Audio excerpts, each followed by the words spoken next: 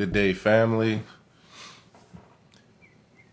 Meditation is self-indulgent. This is the 10% happier self-care journey. Today is January 9th, 2020. Thank you for joining me. Morning, Kev. How you doing, bro? It was great to chop it up with you the other day, man. Great conversation we had, bro. How's everything going? Meditation is self-indulgent. So before we get into this topic, this is from the course that I'm going through in the 10% Happier course, and it's called Meditation for Skeptics. So hence the title. It's something that people grapple with, dealing with the idea that, or thinking the idea that meditation is self-indulgent. So before we start into the information that I have for today. Hey, Michael, thanks for hanging out. Before we get into the information, we're just going to do what I am branding as the 30-second meditation technique. So that's where we take 3 deep breaths, and we just have 10 seconds, 3 deep breaths over 20 seconds, and then 10 seconds of mindfulness. So you can do this wherever you are. If you're in a place like myself where you're, relaxed, you can actually close your eyes. If not, you could be driving. Don't close your eyes while driving, of course. But you can still do the practice. You don't even need to be in a particular setting or surrounding. So we're just going to start by taking a deep breath in through the nose and out through the mouth. Long, deep breath in. Long exhale out.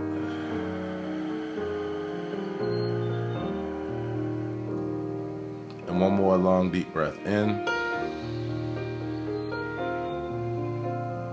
One long exhale out.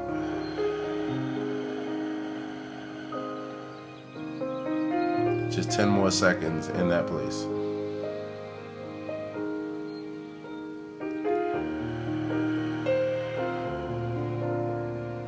Just kind of relaxing with your feelings. Allowing yourself to know that no matter what you're feeling, it's okay. You're releasing the judgment and extending yourself compassion. Just being present with your body and your breath. And you have successfully meditated. So if you all are just watching for the first time or haven't been seeing the other daily videos I've been doing, 30-second meditation is my concept. And basically, it's the idea that, you have to make things accessible in life for people to be able to partake in them, for everybody to be able to partake in them, and for everyone to see themselves as a part, The thing I like about this particular course that I'm going through in the 10% Happier course is Meditation for Skeptics. I like it because it's kind of going through all the excuses for why people either don't feel like they have the time to meditate or that it's not for them. I've been meditating for years. Hey, Akia. I've been meditating for years, but not in the seated lotus position vibe. It's been like something that's a part of my daily regimen. Kia says we do this in therapy once a month. I love it, Kia. It's probably one of the greatest practices that that I've encountered as far as meditation. And so the breathing deeply piece, it just allows you to relax, de-escalate. It's amazing what a couple deep breaths can do. So my concept is that all you need is 30 seconds in order to do that, because the truth of the matter is, for years, I have lived my life in meditation. I've never sat down and meditated until about maybe 2014, and I kept up that practice for a short time. But prior to that, and since then, I live my life in a state of meditation. I'm always being mindful. I'm always extending myself, self-compassion. I'm always extending it to others, being non-judgmental, like all of that. The one thing that I wasn't doing was taking deep breaths. I was breathing, but I didn't realize that a lot of my breaths were very short as I was going about my day, just because I was caught up in things, and all that kind of good stuff. Let me see if I can. Okay, so I'm going to paste the notes to the chat that we're about to go through. Check out those notes that I just put in the chat. So 30 seconds, I'm going to be using that as my own personal brand of meditation, my own programming, so to speak, for others. Because if you can practice 30 seconds throughout your day, even, then you can eventually get into 5 minutes, 10 minutes, and having time where you set up shop and do your longer meditations in addition to your 30 seconds, because we all need those. All right, so we got a bunch of information to run through today, so I'm gonna hop to it. Meditation is self-indulgent. That's what many people feel and why they can't get into it. So here's the first thing I have. It's normal to feel guilt for putting aside time to practice. The mind can wander, thinking about all the things you could or should be doing. This was one of the things that came up as I was listening to watching the course, because there's videos as well as audio. And they were working with a team of an intervention team that worked with delayed youth, youth that has some issues as far as some mental issues and behavioral issues. So one person, because of their passion for their job, said, that she felt guilt because she cared so much about her family and her responsibilities and her clients and those kind of things. And she was constantly running that even 5 minutes, she felt guilt for putting aside that 5 minutes because she was thinking of all the things that she could or should be doing. And the thing is, that is totally normal. I got a little bit of peppermint tea here. That's a great opener upper. It's totally normal to feel that because, we're caring individuals. And so we're always trying to focus on taking care of everything. And so, you can feel guilty for literally setting aside 5 minutes to breathe and to be mindful. But as we're going to talk about in a few minutes, is so important because those 5 minutes, those 30 seconds is really what you need a lot of times in a very busy or stressful life to face the things that you're facing, take care of your family, your responsibilities, all those things. So you have to put your self-care first, and that's what we're going to talk about. But it's very normal to feel that sense of guilt for putting aside that time. Second thing, which leads right to it. If you are a very busy person,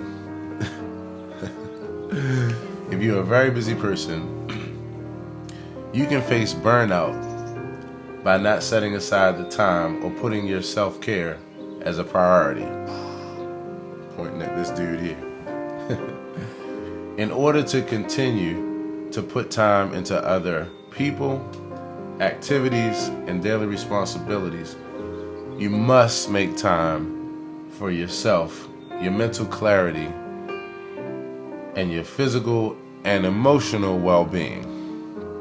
You must. And if you could, at some point when you finish watching this live stream, if you could copy those notes that I put there, that's the same notes that I'm reading that I wrote today, and paste them somewhere for yourself to refer back to, like on your phone or something like that. I actually have a Medium series. I should do that. I have a Medium series where it's basically all these posts together as a book. I'll put the link in the description, in the comment section. But if you're a very busy person, you can face burnout by not setting aside the time or putting your self-care as a priority. So, it's something that I faced in the last couple of months. In fact, I faced burnout. I was always tired. I was still going, but I was always tired. I mean, as a lot of you all know that follow my journey, my back was really bothering me a lot. And I was dealing with something that I think I have. I haven't been diagnosed, but I think I have it, which is called acute prostatitis, which is inflammation of the prostate. It's not something that's serious like a cancer or anything like that, but it can come via bacterial or related to stress and anxiety. And I think mine was related to stress, because I didn't start to feel it until I felt like really, really overwhelmed. And it was the first time in my life, in this particular time, first time in my life that I felt as overwhelmed and dealing with, anxiety and depression and stress, like really, really heavy. So I felt burnout, and so in order to continue to put time into other things, you must make time for yourself. And so since I made time for myself and my self-care journey, it has changed everything. At some point, I knew one day in the midst of my back pain, and I still deal with minor back pain, but that's due to me sitting a lot, because my job for years has been working in the studio and being a musician, so I do a lot of sitting, and that's common that you'll have lower back pain. So I'm doing things for that with my stretching and going to the chiropractor and that kind of thing, and then also adding the meditation piece. And what I noticed was that the stretching and the meditative piece relieved like the stress in my body, period. There was one day when I was dealing with a very tough situation, because I was working a job, doing a gig I really did not want to do, but it was something I was doing to quote unquote do what I got to do. And my back pain was really exacerbated. But when I thought about the way that I felt in that moment, it was like all of my stress and anxiety was all just manifested in that place, and it was really painful. Since that time, and since doing what I got to do in another way, which is like not being in those kind of scenarios and focusing more time on myself and my self-care, I mean, everything has changed. My attitude, I already had a good and peaceful attitude, but it's even better.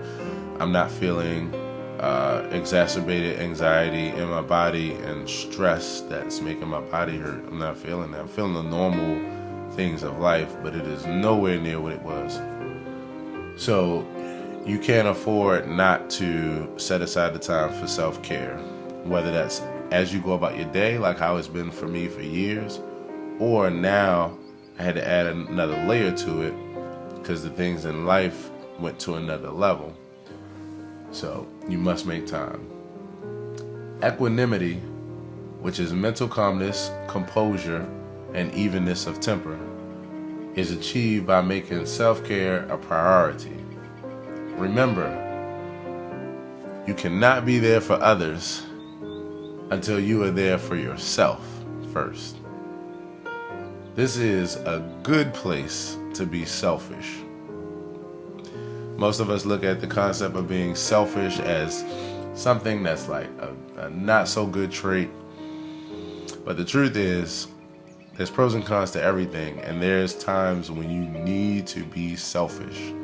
You need to look out for you so that you can be happy, you can have mental clarity, you can be sane, you can have the rest, or you can have the vitality or the energy or the happiness or the smile or the laughter or whatever, so that you can then flip it and then apply that or be able to be good for other people and good for other situations in life. You have to be selfish.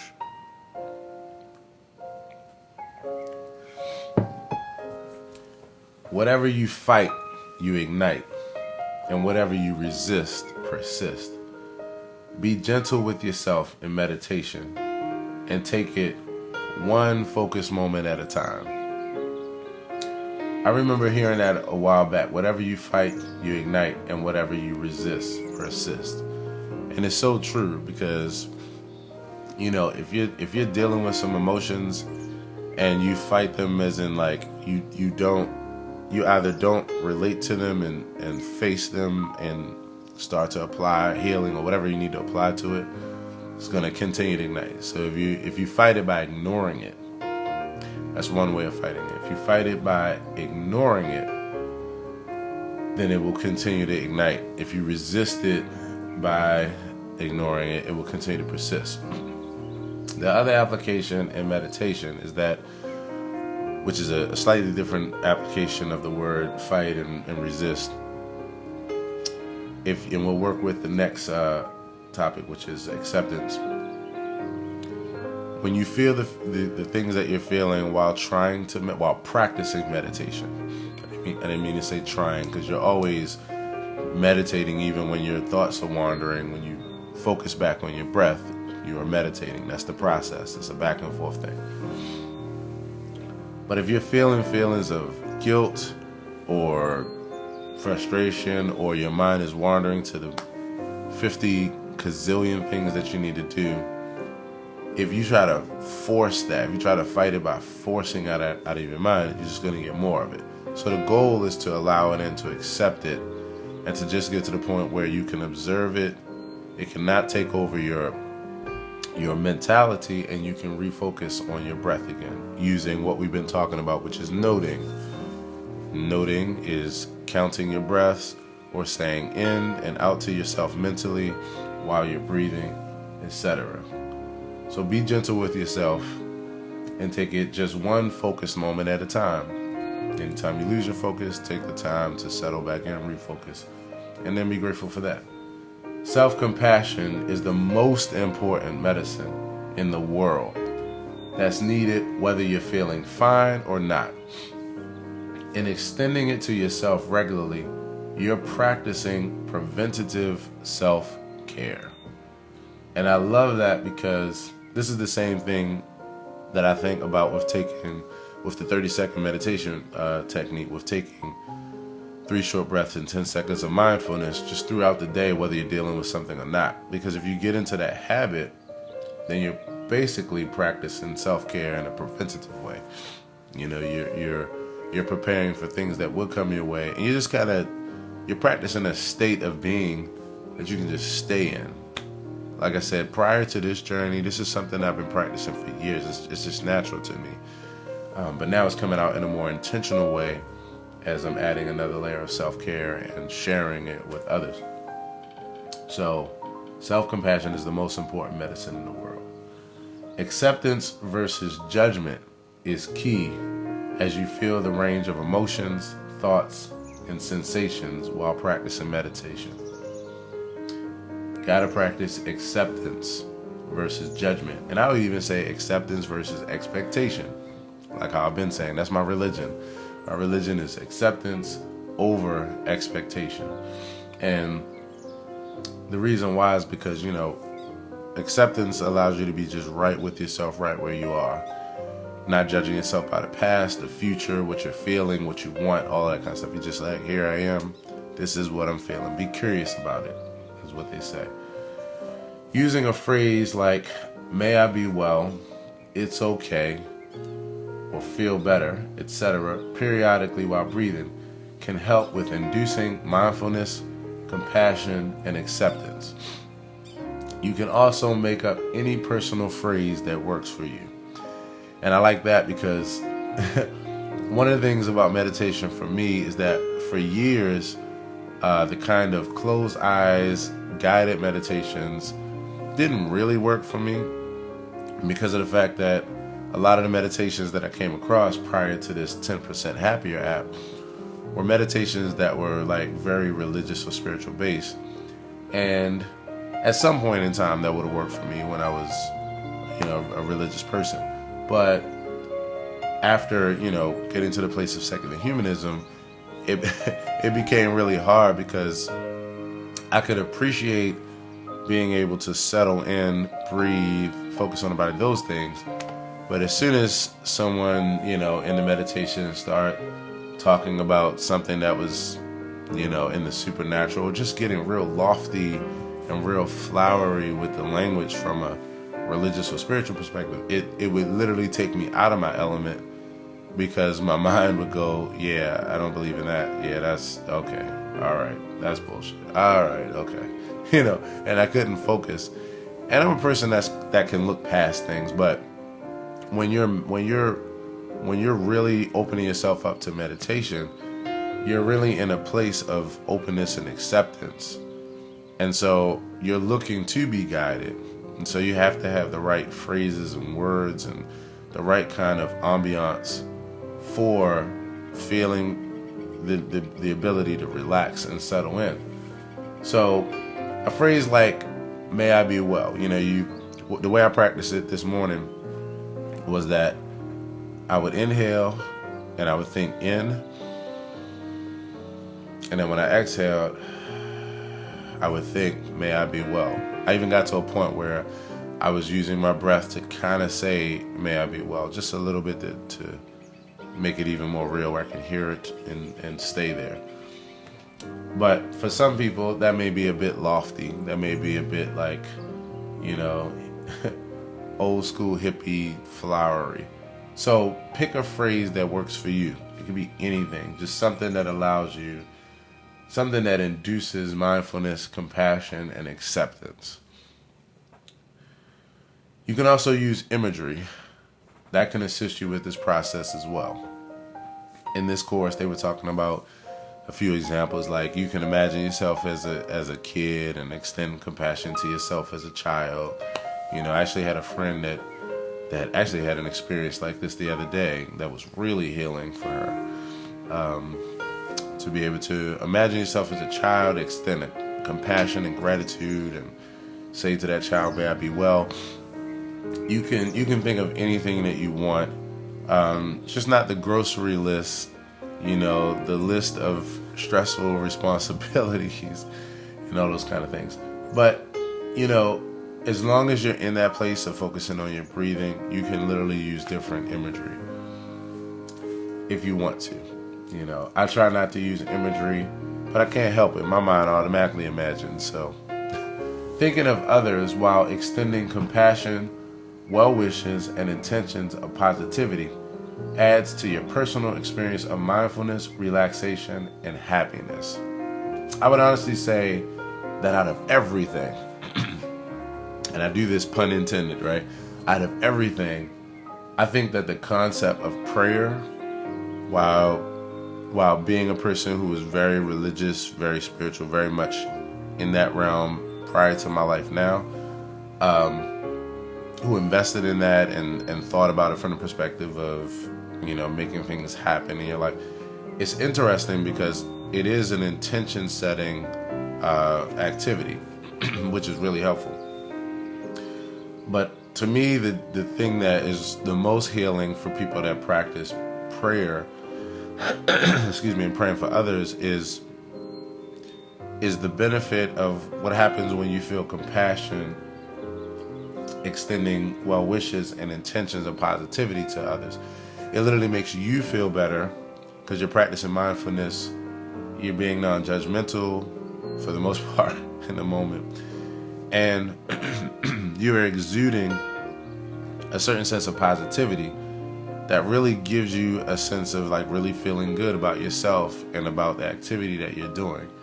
So it really helps you to practice that in different forms, which is why, although traditional prayer to a God is not my form of that kind of extending well wishes, but to just meditate on it, to just see others in that way, to just think positive thoughts and extend ideas like may you be well, or wishing someone the best, or even just seeing them in that way, or seeing the world in that way, or what have you, is just really helpful for your well-being. So it's like a new take or a deeper take on those concepts. Hey Juanita, thanks for hanging out. Everybody else who's hanging with me. And last but not least, most importantly, I think this is everything. I need to put this at the end of every session that I do, every session, every session, and every set of notes. Don't forget to thank yourself and to extend a few moments of gratitude for taking the time to devote to your self-care. That, when I tell you, being in that place of gratitude and just thanking yourself for taking that 30 seconds taking those 3 deep breaths and 10 seconds of mindfulness for 5 minutes, 10 minutes, 15, whatever. Even just for listening to this live stream and just caring enough to say, yeah, I really feel what he's saying, and I really take the time to thank yourself. What happens in meditation is that I notice when I close out like that and I just sit in that space of gratitude to myself, it literally is like probably the deepest part of the meditation. It not only makes me feel better, but I can feel it like in my whole body, like my whole vibe just feels really good, because I know that I'm participating in my own wellness. And it's not just the activity, but it's also the mental part of affirmation, of affirming myself. And it's cyclical. So I not only experience it physically, mentally, emotionally, through the actual activity, but then through my processing of it, it allows me to release the judgment of it. It is the best. And it also cleans up shop for anything that you might have been feeling that was judgmental, or that was causing you a little bit of annoyance. It alleviates all that. You feel so much better. So don't forget to thank yourself and extend a few moments of gratitude for taking the time to devote to your self-care. And last but not least, one thing I forgot to mention with the second point: if you're a very busy person, you can face burnout by not setting aside the time or putting your self-care as priority. In order to continue to put time into other people, activities, daily responsibilities, etc., you must make time for yourself, your mental clarity, and physical well-being. So meditation practice, which we've talked about today, is just one of those places. You should do this in other areas. And these are things that we know, but it can never be overstated.